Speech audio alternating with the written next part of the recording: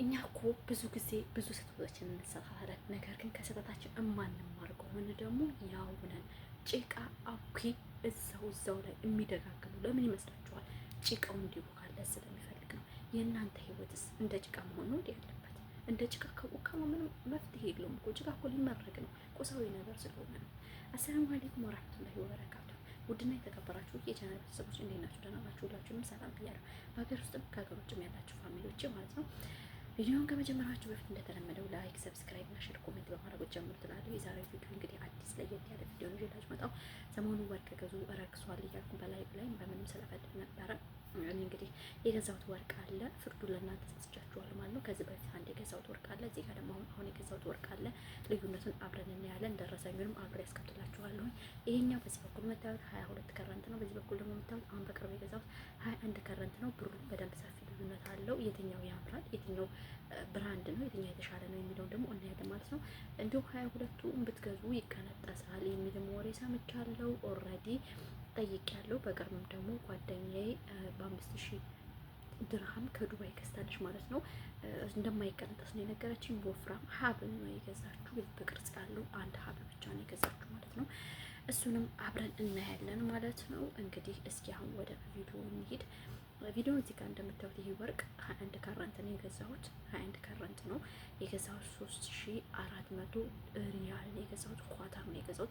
ዱባይ ያላችሁ ልጆች ምናልባት 200 ብር 300 ብር ከዛም በላይ ሊቀንስ ይችላል። ዱባይ ላይ ወርቅ ቅናሽ ነው። ዱባይ እና ሳውዲ ማለት ነው። ኳታር የሚወደደው ከዱባይ ስለሚያመጡት ነው ማለት ነው። በጣም አሪፍ የሚባሉ ወርቆች ዱባይ ላይ ታገኛላችሁ። ለማትረፍ ግን የምትፈልጉ ከሆነ ደህና ገንዘብ ካላችሁ ከ10,000 ሪያል ወይም ከ10,000 ድርሃም በላይ ወርቅ መግዛት ከፈለጋችሁ ጥቅልሉ ምንም ቀረጽ ምናምን የሌለበት ጥቅሉን ግዙና ለመሸጥ የምትፈልጉ ለመልበስ የማትፈልጉ ልጆች እንደዚህ አይነት ወርቅ ብትገዙ በጣም ነው የሚያዋጣችሁ። እዚህ ጋር 3400 ብር የገዛሁትን ወርቅ እንደምታዩት የጆሮ የእጅና የአንገት ነው። የጆሮም ልጥፍ ነው። የእጁ ሰፊ ነው፣ በጣም ስስ ነው። እንደዚህ ስትሉት ከፊፍ ነገር ነው ወይም ቀላል ነገር ማለት ነው። የአንገቱ ግን በጣም እኔ ወድጀዋለሁ፣ ተመችቶኛል። ምናልባት እኔ ደግሞ ወደፊት ካስቀረሁት የአንገቱን አስቀረዋለሁ የሚለውን ነው የማስፈልገው። እዚህ ጋር የምታዩት ደግሞ የአንገትና የእጅ ነው። አንድ አይነት አይደለም፣ የተለያየ ነው የገዛሁት። ግራሙ ይሄ ማጫወቻው ትልቅ ነው። ሌላው ግን ግራሙ የአንገቱ ግራም እና የእጁ ግራም ትንሽ ነው ማለት ነው። ያክት ከዚህ በፊት ገዝቼ ነበረ ቀይሬው ነው። ነገር ግን የእጁ ከዚህ በፊት ያለው ያምር ነበር።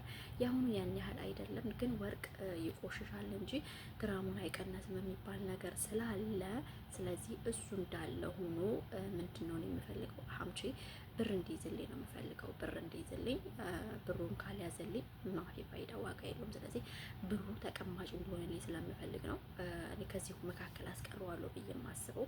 ይሄኛው ጥመሱ እዚህ ጋር የምታዩት የአንገቱን ነው ማለት ነው። እሱ ምናልባት አስቀረዋለሁ ብዬ አስባለሁ። ሌሎቹ ግን ምናልባት ጆሯቸውን የሚባሉ ናቸው። ለኸይር ነው ወርቅ ስትገዙ ነው የሚመክራችሁ ነገር ጥሪት እንደገዛችሁ ቁጠሩት። ለምሳሌ እኔ በዚህ ደረጃ ብታዩ ተቀማጭ ብር የለኝም ለስራ የሚሆን ብዬ ካሰብኩኝ ከዚህ በኋላ የምሰራውን ብር 200 ሺህ 300 ሺህ ብር ኢትዮጵያ ይዤ ሄጄ ስራ ጀምርበታለሁ። እምቢ ካለኝ ወይም እምቢ ካለኝ ሳይሆን ስላችሁ ተጨማሪ ገንዘብ ካስፈለገኝ ይሄን የምታዩትን ወርቅ ጆሮውን ብዬ መግዛት እችላለሁ ማለት ነው። እዚህ ጋር እና እዚህ ጋር የምታዩት ወርቅ እንግዲህ 14 ግራም ከምናምን ነው። 14 ግራም ከምናምን ማለት እዚህ ጋር 3400 ብር ያላችሁ እዚህ ጋር ደግሞ 4270 ብር ያላችሁ ማለት ነው። በአጠቃላይ ስትደምሩት 7670 ብር ሪያል አለው ማለት ነው። ሪያል አለው ማለት ነው። ይሄ ሪያል አሁን ባለው ደረጃ ከመነዘራችሁት አይዶን ነው አሁን ባለው ደረጃ ይመስለኛል ወደ 300 ምናምን ሺህ ብር 360 ሺህ ብር አካባቢ ሊመነዘር ይችላል። በአሁኑ በአንድ ድርሃም ወይም በአንድ ሪያል ከመነዘራችሁት አንድ ሪያል አሁን 48 ብር ከ10 ሳንቲም ነው። ወደፊት ምናልባት ይጨምራል ብዬ አስባለሁ። 50 ብር ምናምን ሊገባ ይችላል። በዛ ካባዛችሁ ደግሞ ኦልሬዲ ሊጨምር ይችላል። ቅርብ ጓደኛዬን የማውቀው የዛሬ ዓመት አካባቢ እኔም ብር ነበር። በነገራችን ላይ አንዳንዴ መዘንጋት ዝንጉነት ክቷቸዋል። ያን ያክል ዋጋ ያስከፍላቸዋል። በ370 ብር አካባቢ ገዝታ ነበርና አሁን ቅርብ ጊዜ ነው ወስዳ ስትሸጠው የገዛችው 3500 አካባቢ ነው የገዛችው። አሁን 400 ብር አትርፋ ትሽጣለች ማለት ነው በአንድ አመት ውስጥ። ይሄን ብር ብታስቀምጠው ምንድነው ፋይዳው? ምንም ፋይዳ የለውም። 4000 ድርሃም ማለት ማንም አይሰጣችሁም። 4000 ድርሃም ብታቆዩ ደግሞ ከዚህ በላይ ይጨምራል። እንግዲህ እኔ እንዲሁ ሲሉ የሰማሁት ምንድን ነው፣ ለትርፍ ከፈለጋችሁ 10,000 30,000 ካላችሁ ጥቅልሉን ግዙትና አኑራችሁ ከ3 ዓመት ከ4 ዓመት በኋላ ኑራችሁ ስትሸጡት መልሶ 30,000 ድርሃም ወይም 30,000 ሪያል ይወልዳል። ያኔ ይወልዳል ስላችሁ ትርፍ ታገኙበታላችሁ። ስለዚህ ለማስቀመጥ የምትፈልጉ ልጆች፣ መልበስ የማትፈልጉ ልጆች ይሄን ማድረግ ትችላላችሁ። 18 ከረንት እና 14 ከረንት አይጠቅማችሁም። እሱን ለመልበስ እንኳን ራሱ ለእናንተ አይጠቅማችሁም። ኦልሬዲ ምንም አይጠቅማችሁም። በቃ መሆን ያለበት 21 ከረንት 22 ከረንት ነው 24 ከረንት ነው መምረጥ ያለባችሁ። በተለይ 24 ከረንቱ በጣም ተፈላጊ የሆነ ወርቅ ነው። በጣም ንጹህ ወርቅ። 21 ከረንቱ በዛ የሚለው የሆነ የሚቀላቀሉበት ነገር አለ። 22ቱ የተሻለ 80% ወርቅ 20% የተጨመረበት ነው የሚሆነው። 24 ከረንቱ ግን ንጹህ ወርቅ ነው የምታገኙት። ስለዚህ 24 ከረንቱ ደግሞ የበለጠ ለእናንተ ቢዝነስ ለመስራት ሀሳብ ካላችሁ ቅዱ ካላችሁ ነው። እኔ አባውንታ የምመክራችሁ ኢትዮ ስትገቡ ከ500 ሺህ ብር በላይ አካውንታችሁ ላይ አይኖራችሁ። እውነቴን ነው የምነግራችሁ። 500 ሺህ ብር አውጥታችሁ ጀምራችሁበት ስራ ከዛ በኋላ ካነሳችሁ ወርቆች ጣችሁ መስራት ትችላላችሁ። ለምን ከ500 ሺህ ብር በላይ አካውንታችሁ ላይ ተቀመጠ ማለት ምንም አሰሩበትም። ምክንያቱም እቤት ልትቀመጡ ትችላላችሁ። ስራው ያን ያህል ድክ ላይ ሊያረግባችሁ ይችላል። ብር አለ ብላችሁም ስለምታስቡ የትም ቦታ ስትሄዱ ለማንኛውም ዙ ታክሲ የምትከፍሉት የካፌ ስትሄዱ ካፌ የምትከፍሉት እናንተ በቃ ኢንቨስተር ነው የሚመስላችሁ፣ አሜሪካ ነው የምትመስላችሁ። ግን እጃችሁ ላይ ያለው ወርቅ ከሆነ ገንዘብ መሆኑን ራሱ ትረሱታላችሁ። ምንም አካውንታችሁ ላይ ብር እንደሌላችሁ አርጋችሁ ነው የምታስቡ። እኔ አንዳንዴ ሳስብ ደግሞ ዜን ወርቁን እረሳዋለሁ፣ አላስታውስም እንዳለም እረሳዋለሁ። ገብቷችኋል? ከሂሳብ ኮልኩሌት ታረገውም ከሂሳብ አላስገባውም።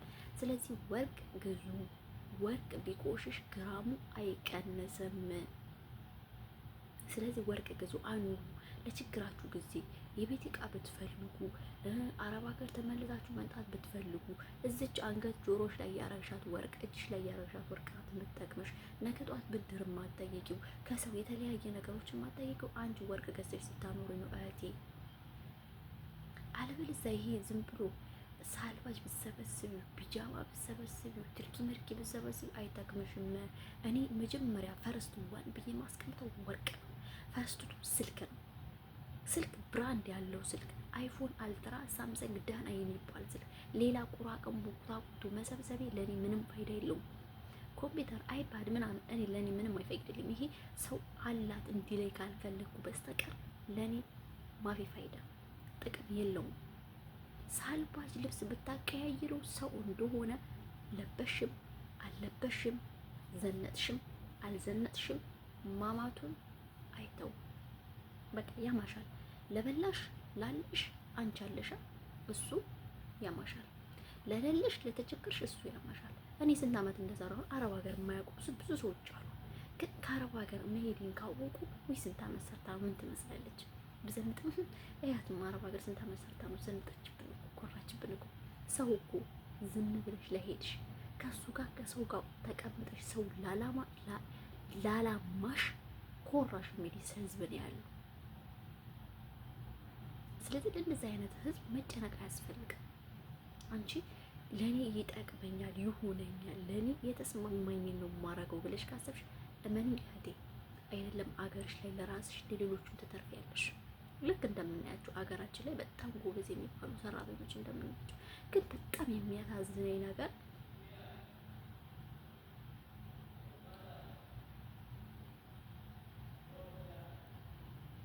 ጎበዝ የሚባሉ ሰራተኞች በጣም ሰርተው የመጨረሻ ህይወታቸው ልጅ ማጣት ነው። በጣም ብዙዎቹን ያዩዋቸው እነሱ ናቸው። በጣም ምስኪኖች ናቸው ከሚገባ በላይ ማለት ነው። ብዙ መስዋዕትነት ከፍለዋል። ያ መስዋዕትነት የከፈሉት ግን መጨረሻ ላይ ለነሱ ኪሳራ ነው የሆነባቸው። ግን ይሁን ፈጣሪ ካልጻፈ ምንም ነገር ስለማይገኝ እሱ ሲል ብቻ ነው ሁሉ ነገር የሚሳካው። እሱ ካልሆነ በዚህ ምድር ላይ የሚሳካም ሆነ የሚሆን ነገር የለም። ምናልባት ቀድሞ የተጻፈላችሁ ነገር ሊሆን ይችላል። ስለዚህ ያን ነገር ደግሞ እኛ እንደ መጥፎ ነገር ልናየው አይገባም። ጎበዝ ልጆች አሉ፣ በጣም ታታሪዎች፣ ለራሳቸውም ለሌላም ሰው የሚጠቅሙ። እነሱ ደግሞ በጣም ብስል የሆኑ ናቸው። ስለዚህ እናንተም ብስል ሆኑ። ሌላ በዚህ ጉዳይ የማወራችሁ ምንድን ነው፣ ስራ ስንሰራ ወይም ዋይፋይ፣ ኔትወርክ፣ ሌላ ነገሮችን በትርፍ እናገኛለን እዚህ ሀገር ማለት ነው። ትርፍ ስራዎች ናቸው። ስራ እየሰራን ከግሩፖች ጋር ከሌሎች ጋር እየተስማማን ቻናል ማሳደግ። አሁን ብዙ ልጆች ሶሻል ሚዲያ ነው የተጠቀሙ ያሉት። ሶሻል ሚዲያ እንደ ትርፍ ስራ መስራት ትችላላችሁ። አገር ላይ ቁጭ ብላችሁ የተለያዩ ንግድ ስራዎችን ቢሰሩ፣ ነገር ግን በሶሻል ሚዲያ አንድ ቪዲዮ ፖስታችሁ ማውጣት ይቻላል። ቪዲዮ ስትቀርጹ ሊሆን ይችላል ጊዜ የሚፈጅባችሁ፣ ወይም ኤዲቲንግ ስታረጉ። ስራህን መቀረጽ ምንም ያህል ጊዜ አይፈጅም። 10 ደቂቃ 5 ደቂቃ ቁጭ ብላችሁ ማውራት ብቻ ነው። ቬሪ ኢምፖርታንት የሆኑ ነገሮችን መናገር ነው። እናንተ ኦዲየንስ እንዴት አድርጋችሁ መሳብ ካለባችሁ ካውቃችሁ፣ ባክግራውንዳችሁ ወይም ተምኔላችሁ ቆንጆ ከሆነ ሰው ገብቶ የማይበትን ማየት ተአምር የለም። በትርፍ ጊዜያችሁ ቡና እየጠጣችሁ ሊሆን ይችላል፣ ሻይ እየጠጣችሁ ሊሆን ይችላል፣ ከቤተሰብ ጋር ቁጭ ብላችሁ ሊሆን ይችላል። አይኑ ማንኛውም ሰው ትርፍ ጊዜ ይኖረዋል። 1 ሰዓት አያጣም። በ1 ሰዓት ወይም በ2 ሰዓት ውስጥ ኤዲቲንግ አድርጋችሁ ፖስታችሁ ከዛ በኋላ ቁጭ ብላችሁ ወይም ተኝታችሁ ዶላር የሚቆጥርላችሁ ሌላ ዩቲዩብ ቻናል፣ ቲክቶክ ቻናል። ቲክቶክ ቪዲዮ ልትፖስቱ ትችላላችሁ። ላይቭ ላይ ገብታችሁ ጊፍት ሊሰጧችሁ ይችላል። እንዲሁም ጌም ልትጫወቱ ትችላላችሁ። እሱ እንደ ሙያችሁ ነው። እኔ አሁን ቲክቶክ ላይ መስራት እፈልጋለሁ፣ ግን ከቲክቶክ ጋር የሚያስሄድ ጊዜና የእናንተ ፓወርፉል የሆነ ድምጽ የሚያስፈልጋችሁ መሳሪያዎችን ካሉ ማይኮች፣ የተለያዩ ነገሮች፣ ሰልፊ ስቴጆች፣ እንዲሁም ደግሞ ሪምሌቶች፣ የተለያዩ የሚያስፈልጉ ነገሮችን አሟልታችሁ ወደ ስራው ብትገቡ እርግጠኛ ነኝ ሰክሰስፉል ትሆኑበታላችሁ። እኛ ብዙ ጊዜ አረብ ሀገር የምንሰራ ልጆች ብዙ ሰብስክራይብ ዋች አወሮችን የማናገኘው የቪዲዮአችን ነው። ቪዲዮአችን የምንቀርጸው ምግብ ወይም ደግሞ እንደዚህ ቁጭ ብላ በአንድ አይዲያ ላይ ተነሳ የምታወራው ነገር ወይም ደግሞ እንደዛ ስለሆነ ነው። ሰው የሚፈልገው አዲስ ነገር ነው። በእርግጥ አዲስ ነገር ይዘሽ ከመጣሽ እቴ ማንም ይቀበልሻል። አንቺ አሁን መኪና ነዳለሁ ብለሽ ለሴቶች ማስተዋወቅ ከፈለግሽ እኔ እንደኔ ሆኑ ብለሽ ከመጣሽ እርግጠኛ ነኝ ሰው ያይሻል። እንደምን መኪና ልነዳ ነው ብሎ ወንድ ልጅ ቢመጣ ለወንድ ልጅ ብርቅ አይደለም። ምክንያቱም ወንድ ልጅ እኛ ማህበረሰባችን ምንድን የተለመደው ወንድ ልጅ መኪና እንደሚነዳ፣ ወንድ ልጅ እግር ኳስ እንደሚጫወት፣ ወንድ ልጅ ወጥቶ እንደሚሰራ ነው። ሴቶች ደግሞ የኪችን ስራ ልሰራ ነው ብትያት አዲስ ነገር አይደለም። እሷም ኪችን ውስጥ ገብታ ስለምትሰራ ምንም ልታይልሽ አትችልም። ምክንያቱም ይህንማ እኔም አውቀዋለሁ ብላ ነው የምትሄደው። ሰው የሚፈልገው የማያውቀውን ነገር መሞከር ነው። አዲስ ነገር ማምጣት ነው የሚፈልገው። ጸጉር ስራ ልከፍት ነው ወይም የጸጉር ቤት ከፈትኩ ብትይ ሁሉም ጸጉር መስራት የሚችል ስላለ አይ ቲንክ ፎከስ አድርገው ላይ አዩልሽ ይችላሉ። ነገር ግን እንደዚህ ለየት ያለ ነገር አሁን ለምሳሌ በስታንዳርዱን በጠበቀ ደረጃ እንደዚህ ላረግ ነው ብትይ ያን ነገር ተቀባይነት ይኖርሻል። ለምሳሌ አሁን በሀገራችን ያልተለመደ ይሄና ስራ አለ። ይሄና ከስደት ተመልሼ ይሄና ስራ ቤት ከፈትኩ ወይም ይሄና ስራ ቤት ተቀጠርኩ ብለሽ ብትመጪ ኦልሬዲ ብዙዎቹ ሊያዩሽ ይመጣሉ። ለምን እቺ ልጅ ይሄና ቤት የተቀጠረችው አዋቷት ነው እኔስ እንደሷ ብሰራ ብሎ ራሱን ጠይቆ ሰው ይመጣል። አዲስ ነገር ነው የሚፈልገው ሰው። እኔ ኪችን ውስጥ ሆኜ ስለ ኪችን ምግብ በቀጥ ባወራቸው እሷም እየሰራችሁ ነው የምትውለው። ስለዚህ እንዴት ብላ ነው ልታይልኝ የምችለው? ድራማ ላመጣ እችላለሁ ላይ እችላለሁ። ድራማ እሷም ዩቲዩብ ላይ ያለ ሰርች አድርጋ ማየት ትችላለች። እይታ የማይኖረን ለዛ ነው። ገብቷቸዋል። አዲስ ነገር ማንጣት ስለማንችል ነው። አዲስ ነገር ይዘን ከመጣ እመኑ ሰው ያያል። በተለይ ሰው ይሄ ጸብ ነገር ምናምን ይሄ አሉሽ ምናምን አወራሽ የሚባል ነገር በጣም ነው የሚወዱ። ጆሮ ብሎ ነው የሚሰማችሁ። እውነቴን ነው የምነግራችሁ። በተለይ ደግሞ እነዚህ ሰርች ተደርገው የሚታዩ ነገሮች ዩቲዩብ አካባቢ ሊሆን ይችላል፣ የመኪና ውስጣዊ ክፍሎች ሊሆን ይችላሉ፣ የተለያዩ የፀጉር ቤት ስራዎች ሊሆን ይችላሉ፣ ይሄና ስራዎች ሊሆን ይችላሉ። አንቺ ቁጭ ብለሽ እቤትሽ ሰው ብቻ ሰርች አድርጎ ለመማር ስለሚያይልሽ አሁን ማንም ሰው ማንን አይጠይቅም። እኔ ራሴ አልጠይቅም። የሆነ ምግብ ስሬ ከተባልኩኝ ገብቼ ሰርች ነው የማደርገው። ለመጠይቃለሁ ምን አሁን እኮ እንደ ድሮ አይደለም። ቴክኖሎጂ ረቋል። በወረቀት መጻፍ ምናምን አያስፈልግም። በቃ በቤት ምንድን ነው የሚባለው? ሙያ ከጎረቤቴ መልክ ስጠኝ፣ ሙያ ከጎረቤቴ ነበር። አሁን ሙያ ከሶሻል ሚዲያ ነው። በቃ ሙያ ከፈለጋችሁ ከሶሻል ሚዲያ። እኔ አንዳንድ ልጆች አሉ ምግብ መስራት አልችልም፣ እንደዚህ አልችልም ብሎ አረቦቹን ገብቶ የሚሰሩ አሉ። ላ ያህቴ ሀቢብቲ አንዷ የሰራችውን አንዷ መስራት ያቀታል። ሁሏ ትሰራታለች። ግን የአይምሮ ድክመት እንትን ብሎናል። በቃ ስንፍና እንደዚህ ቆልፎ ይዞናል። በቃ አስሮናል። ገብቷችኋል? እንዴት ነው ማረገው የሚለው ለአንድ ሳምንት ነው ሪሊ ብትቸገሪ። ከዛ በኋላ ምንም በቃ እሷ የሰራችውን አንቺ ምንድን ነሽ? እንደ እሷ 2 እጅ 2 እግር 2 አይን ያለሽ ምን የተለየ ተሰጥቷልሽ እንጂ የለሽም። ስለዚህ ገብተሽ መስራት ነው። ምንም የሚከብድ ነገር የለውም። በቃ አንቺ ጎበዝ ከሆንሽ ታታሪ ከሆንሽ ምንም ድክመት የለውም።